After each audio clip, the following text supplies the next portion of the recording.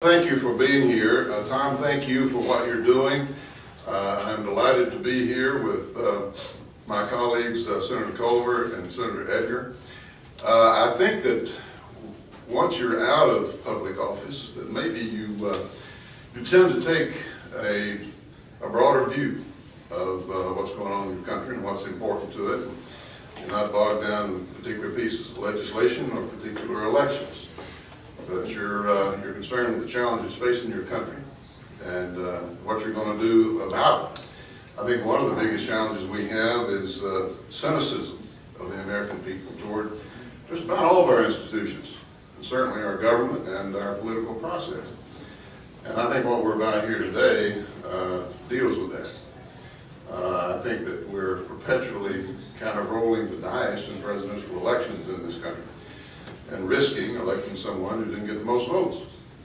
And it's happened before, of course, and four instances, but it's happened almost in 5 or 6 other instances in this country, and it's an unnecessary risk, I think, that we're running, because being president is tough enough these days, and encumbering someone with the presidency when they did not get the most votes in the last election is an additional burden. I think that we should not visit on anybody in this country in these days and times. Times change. Times change. The founding fathers gave us some flexibility to adopt to the changing times. And I believe that most of us probably feel that the time has long since passed when we need to explain to our children why the person who got the most votes did not win the election.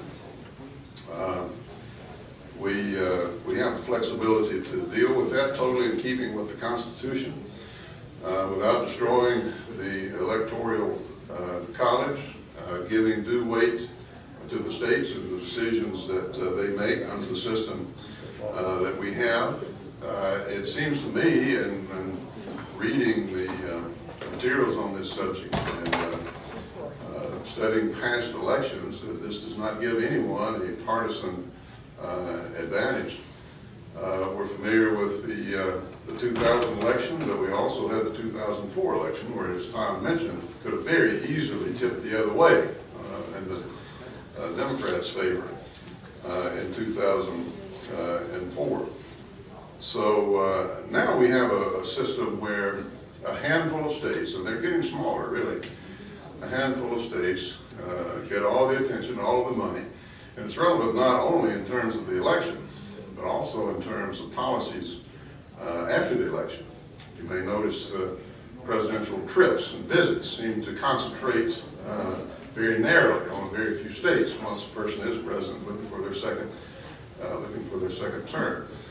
Some of the things that we've had in times past, it's been pointed out, for example, that the steel tariffs may have had a little bit of something to do with the fact that Pennsylvania is a steel state.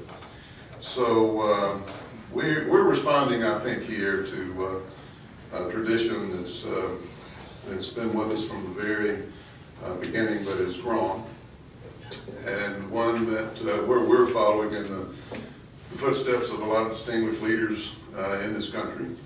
Tom mentioned Howard Baker is my mentor in Tennessee, and he is just one of the many who have been for, in times past, amend the Constitution with regard to this. As it turns out, we don't need to amend the Constitution in order to address this problem.